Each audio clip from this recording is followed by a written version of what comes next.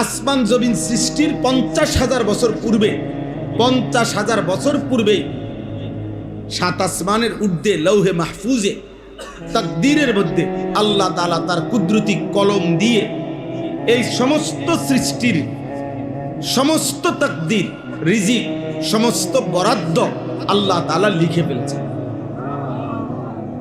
ফেলেছে। হ্যাঁ, আমি কোন লোকমা খাবার খাবো, কতটুকু খাবো, প্রত্যেকটা নির্ধারিত। আমার খাবারের মাঝখানে এক লোকমা ভাত আমার বাচ্চার, ঠিকই দেখা গেছে ও আয়সা এক লোকমা ভাত বাবার প্লেটের থেকে মুখে নিয়ে সে চলে যায়, বাকি ভাতটা বাবা খায়। বোঝা গেল ওই এক লোকমা খাবার তার বাচ্চার রিজিক। ফলে আল্লাহ তাআলা তারটা তাকে দিয়ে দিছে, বাবারটা বাবাকে দিয়ে দিছে। আজকে দুপুরবেলা আমি বাসায়, আমার ছোট মেয়ে আছে 4.5 বছর বয়স। এখন আজকে ছোট দুপুরেও আম খাইতেছি, কাইটা আমি কাইটা দিতেছি, আমিও খাইতেছি, আমার মেয়েও আমার সাথে বসে বসে খাইতেছে। এখন আগের একটা বড়া আমের ওই খাইছে, কারণ এরপরের বড়া আমি ওই বলছে এটা আব্বু আপনি এটা খান, তো আমি মুখে নিছি বড়াটা, এক সাইডে দিয়ে আমি একটু কামড় দিছি, ওই আবার কইতেছে ওই খাইব, তো আমি আবার ওটা ওর হাতে দিয়ে দিছি। তাইলে বোঝা গেল যে আমের এই বড়াটার মধ্যে এক সাইডের একটু কোনা আমার রিজিক, ওইটুকু খাওয়া শেষ হইতেই বাচ্চা এটা নিয়ে নিছে। মানে আল্লাহ তাআলাই কুদরতি ভাবে তার রিজিক তাকে পৌঁছে দিয়েছে। তাহলে আমরা কেউ জানি না, আমি নিছি আমি খামু, কিন্তু আসমানওয়ালা জানে এটা আমার না। কুল্লুম ফি কিতাবিম মুবিন, আল্লাহ তাআলা বলেন সব আমি লিখে রেখেছি, ফয়সালা করে রাখছি। আমি আল্লাহ তাআলা তাকদীরের মধ্যে বন্টন করে দিয়েছি। একটা পিঁপড়া এখান থেকে ওই পর্যন্ত চলে যায়, কিন্তু ওই পর্যন্ত যাওয়ার পরে আরেকজনে মাইরা ফেলে, অথচ এই লোকটার থেকে সে বাইচা গেছিল। একটা মশা আমার হাত থেকে বাইচা গেছে, আমিও থাপ্পড় দিছিলাম, হয়তো আমি মারতে পারি নাই, কিন্তু এরপরের জন ঠিকই থাপ্পড় দিয়া মশাটা মেরে ফেলছে। বোঝা গেল তার রিজিক ওই পর্যন্ত ছিল, তার হায়াত ওই পর্যন্ত ছিল। তো এই জন্য একটা বিষয় আমাদের প্রথম বোঝা, আমি যে আয়াতগুলো পড়ছি এই আয়াতগুলো কোরআনুল কারীমের 12 নম্বর পারা 11 নম্বর সূরা হুদ, এই সূরার 8, 9, 10, 11 চারটি আয়াত আমি তেলাওয়াত করেছি। এই অল্প একটু সময় আর আপনাদের সামনে এই আয়াতের তর্জমা বলতে চাচ্ছিলাম। তো এখানে একটা জিনিস আল্লাহ তাআলা একজন ইমানদার আর একজন বেঈমান নাফরমানের জীবনের একটা পার্থক্য তুলে ধরছে। ইমানদারের জীবন কেমন হয় আর বেঈমান নাফরমান পাপীর জীবন কেমন হয়, আল্লাহ তাআলা এটা বুঝাইছেন এইখানে এই 4 আয়াত। একটু মনোযোগ দিয়ে শুনেন, তাইলেই বুঝবেন যে আমার জীবন আপনার জীবন কেমন চলতেছে। এখানে আল্লাহ তাআলা এটা বুঝাইছেন আমাদের জীবনের 2টা অংশ। আমাদের জীবনে কখনো সুখ আসে, আমাদের জীবনে কখনো দুঃখ আসে। সুখ এবং দুঃখ এই দুইয়ের সংমিশ্রণেই আমাদের জীবন। এটা একদম অটোমেটিকলি আল্লাহর কুদরতি ফয়সালা যে দুনিয়ার হায়াতে একেবারে পূর্ণ হায়াত সুখ এটাও মিলবে না, আবার পূর্ণ হায়াত দুঃখ এটাও কি হবে না, হবে না।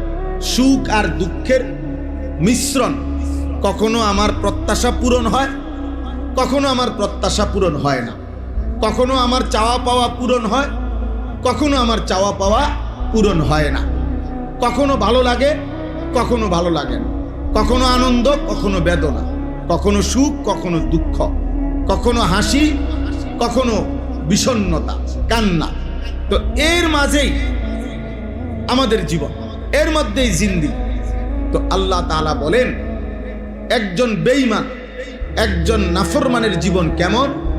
নাফরমানের জীবন হলো যখনই সে অনেক দিন আরামে ছিল, যখনই তার উপরে কোনো বিপদ, মুসিবত, পেরেশানি সুখের পরে আসে, সাথে সাথে সে 2টা কাজ করে। 1 নাম্বার হলো হতাশ হয়ে পড়ে, 2 নাম্বার হলো আল্লাহ তাআলার অকৃতজ্ঞতা জ্ঞাপন, অকৃতজ্ঞ, আল্লাহ তাআলার নাফরমানি করে, আল্লাহ তাআলার নাফরমানি করে।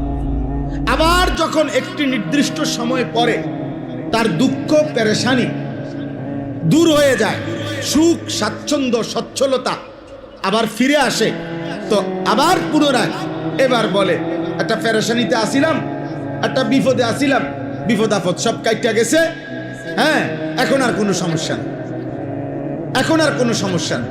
এবার সে অহংকারী হয়ে যায়, এবার সে গর্বকারী হয়ে যায়, এবার আনন্দে আত্মহারা হইয়া আবার নাফরমানির মধ্যে লিপ্ত থাকে।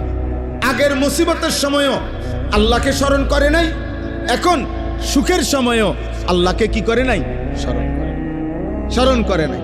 প্রতিবারই ভুলে যায় আল্লাহকে, প্রতিবারই মনে পড়ে না আল্লাহকে। আল্লাহ তাআলা বলেন, এর বিপরীতে যেই লোক ইমানদার, যেই লোক মুমিন, যে লোক আল্লাহ চিনে, আখিরাত চিনে, যেই লোক, তো আল্লাহ তাআলা বলেন তার উভয় অবস্থাতে সে সবর করে। তার জীবন হলো যখনই আমার বিপদ কিংবা দুঃখ আসবে, ইমানদার মাত্রই সে সবর করে, সে বিশ্বাস করে, সে বুঝে যে যেই আল্লাহ আমাকে সুখ দিয়েছেন ওই আল্লাহই আমাকে দুঃখ দিয়েছেন, আবার সেই আল্লাহই আমার এই দুঃখ দূর করে আবার আমার জীবনে কি আনবেন, সুখ আনবেন। অর্থাৎ সে সবর করে, সে সবর করে।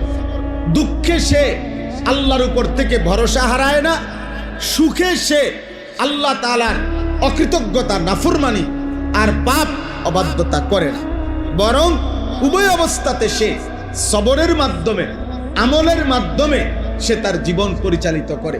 দুঃখেও আল্লাহকে ডাকে, সুখেও আল্লাহকে ডাকে, আনন্দেও আল্লাহকে ডাকে, বেদনাতেও আল্লাহকে ডাকে।